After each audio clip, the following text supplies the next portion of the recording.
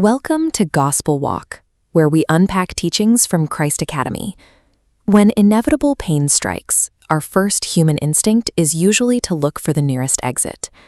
Many of us operate under the assumption that a faithful life should be a comfortable one, that God's primary objective is to keep us happy, prosperous, and insulated from tragedy.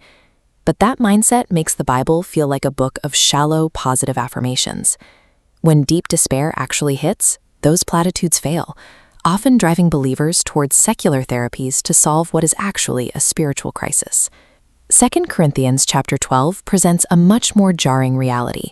God may have actually sent the very trial you are begging him to take away. Viewing deep suffering as a random accident or demonic attack blinds us to God's sovereign purpose.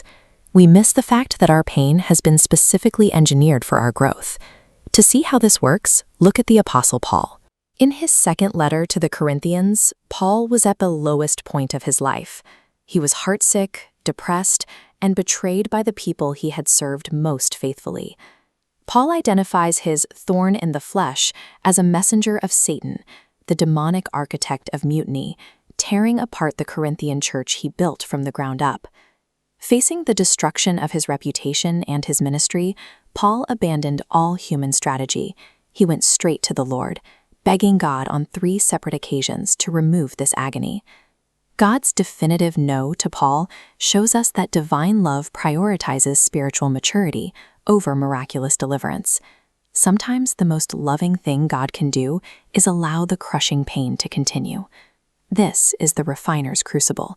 It is a process of spiritual engineering where God uses the intense heat of suffering to burn away our reliance on our own strength.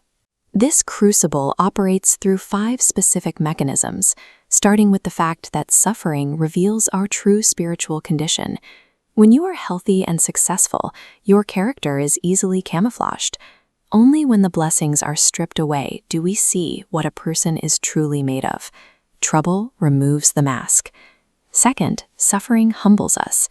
Years earlier, Paul had been taken up into the third heaven, a vision so glorious he wasn't even allowed to describe it. That level of revelation put him in grave danger of pride. To keep him from exalting himself, God gave Paul the thorn. It serves as a reminder that the more God blesses us, the more we require the painful grace of humiliation to survive spiritually. The third mechanism is intimacy. Tragedy shatters our reliance on earthly formulas and instantly draws us into a desperate, intense prayer life that prosperity rarely produces. This leads to the core paradox of the Christian life. God answered Paul's prayer not by removing the trial, but by promising that his grace would be sufficient to see Paul through it. This chart visualizes how that works. In this context, grace is a dynamic, divine energy, the exact strength God provides to endure the unendurable. This inverse relationship executes his power. As human capacity drains away, divine energy fills the void.